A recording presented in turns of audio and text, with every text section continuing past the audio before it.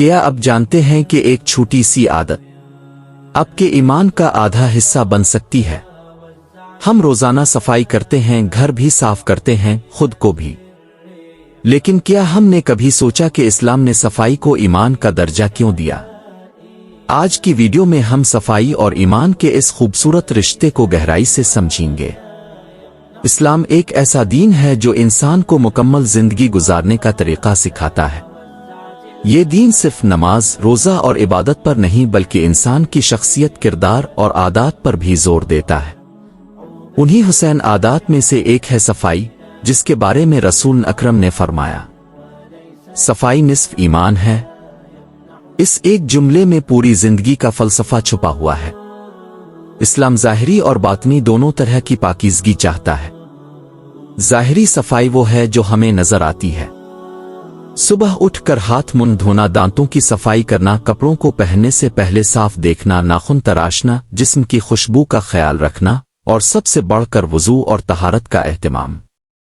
یہ سب وہ اعمال ہیں جو انسان کو پاکیزہ بھی بناتے ہیں اور عبادت کے لیے تیار بھی کرتے ہیں۔ حتیٰ کہ راستے سے تکلیف دینے والی چیز ہٹانے کو بھی شریعت نے صدقہ قرار دیا، یعنی ایک چھوٹا سا عمل بھی نیکی لکھا جاتا ہے۔ لیکن اسلام صرف ظاہری صفائی پر نہیں رکتا۔ اصل پاکیزگی دل اور کردار کی ہے۔ باطنی صفائی اس وقت پیدا ہوتی ہے جب انسان اپنے دل سے بغض، حسد، کینہ، نفرت، ظلم اور تکبر نکال دیتا ہے۔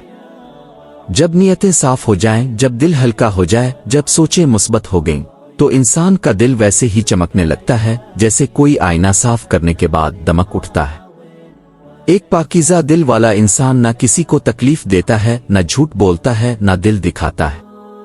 وہ دوسروں کے لیے آسانیاں پیدا کرتا ہے، ماحول میں امن پھیلاتا ہے، اور اسے دیکھ کر لوگ اس کے اخلاق سے متاثر ہو جاتے ہیں۔ ایسے لوگ حقیقت میں اسلام کے خوبصورت سفیر ہوتے ہیں۔ اسلام میں صفائی اس لیے بھی اہم ہے کیونکہ پاکیزگی صحت لاتی ہے، اور صحت عبادت کی بنیاد ہے، اور عبادت ایمان کی بنیاد۔ اسی لیے کہا گیا کہ اللہ تعالیٰ پاک ہے اور پاکیزگی کو پسند کرتا ہے۔